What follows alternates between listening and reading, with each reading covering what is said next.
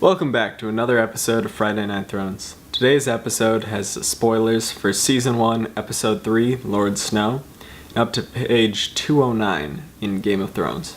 So the first interesting scene is Ned and Jaime talking in the throne room.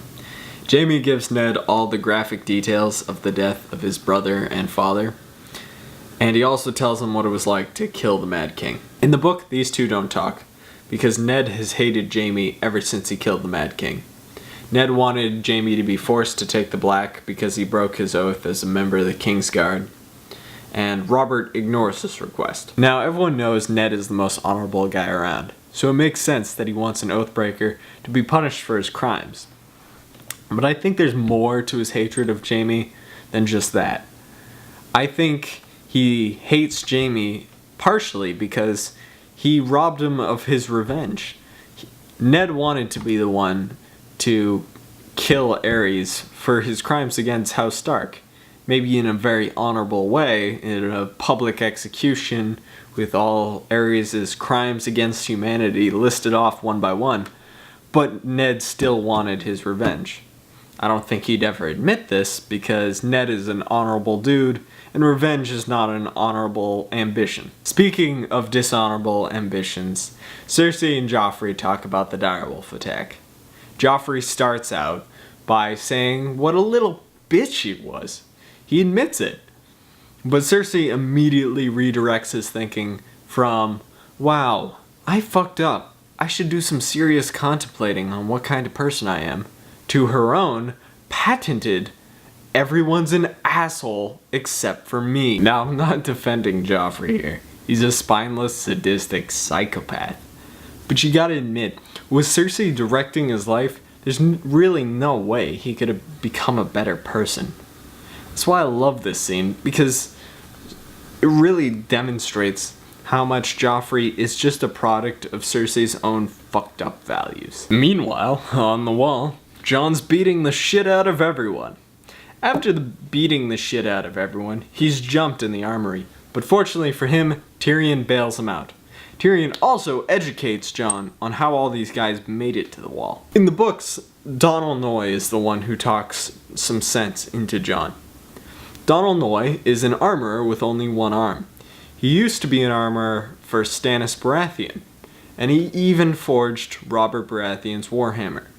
Unfortunately for Donal, he lost his arm in the Siege of Storm's End, and after that he took the black. He basically tells Jon that if he doesn't start treating his brothers as equals, they're gonna kill him in his sleep.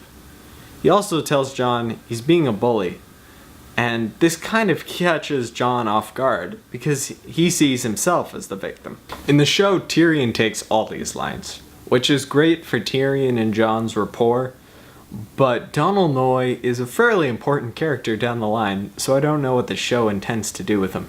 In the books, Tyrion just basically reaffirms his previous advice by telling Jon not to let nicknames like Lord Snow bother him. Now, across the Narrow Sea, Dany is getting better at being a Khaleesi. She brings the entire Khalasar to a halt, and Viserys gets rip shit. Now, when Viserys runs up to her all uppity, he's immediately whip choked. The book and the show are almost exactly the same here, except in the book, when Viserys is released, Dany has this moment of contemplation where she looks at Viserys and realizes just how pathetic he really is. Dany is the one who orders Ser Jorah to take Viserys' horse. She kind of second guesses that decision because she's afraid she woke the dragon. But Ser Jorah immediately reassures her that Rhaegar was the last dragon and Viserys is a baby back bitch and isn't capable of leading anyone. This kind of increases Dany's confidence and moves her towards reaching her full potential. Lastly, I wanted to touch briefly on Tyrion and Jon's goodbye. The show basically does a quick goodbye with Jon asking Tyrion to deliver a message to Bran. The book expands on this a bit. Jon asks Tyrion to help Bran like he helped him. Tyrion kind of undersells himself. He says, I just gave you words. And Jon says, well then give Bran those words because it helped. And at the end of their conversation, Jon calls Tyrion friend. Tyrion is touched by this, and I wish we had gotten to see this in the show. We do get to see Jon's expression though, which kind of conveys everything you need to know. So props to Kit Harington for the amazing acting in the scene. Thanks for watching, guys. Tell me what you guys thought about this episode in the comments. Don't forget to subscribe and like, and tune in next week for episode 4, Cripples, Bastards, and Broken Things. See you guys next Friday.